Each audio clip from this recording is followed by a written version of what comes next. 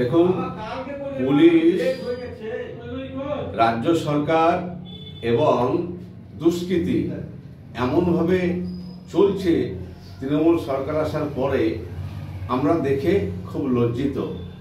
এবং ইদানিং দেখছি পুলিশে গুলি খাচ্ছে, পুলিশে মার খাচ্ছে, তার একটা বিশেষ কারণ আছে। আমরা এটাকে পছন্দ করি না। আমরা এখনো পুলিশ প্রশাসনকে বা সরকারি সকল লোককে সম্মানের সঙ্গে কথা বলি, তাদের সঙ্গে খারাপ ব্যবহার তো দূরের কথা, তাদেরকে আমরা মানি।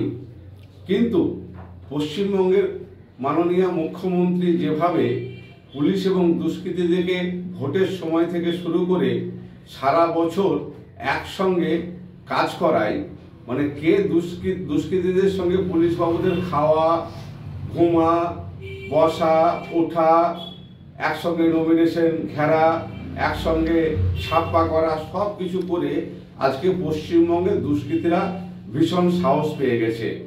সিউড়িতেও দেখলাম পুলিশের যখন ড্রেসে কলার ধরছে তখন নিজেকে খুব ছোট মনে হচ্ছে।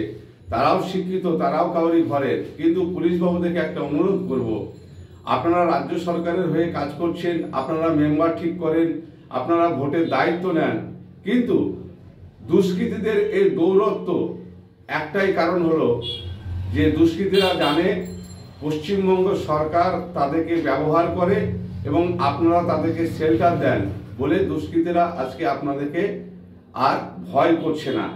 এই সমস্ত দুষ্কৃতীদেরকে যদি পুলিশ প্রশাসন আপনারা দমন করতে না পারেন, রাজ্য সরকার যদি দমন করতে না পারে, আগামী দিনে শুধু পুলিশ কেন, পশ্চিমবঙ্গের প্রত্যেকটা মন্ত্রী, প্রত্যেকটা এমএলএ, তৃণমূলের প্রত্যেকটা নেতা এই দুষ্কৃতীদের হাতে মার খাবে। এটা আমি দায়িত্ব নিয়ে বলছি।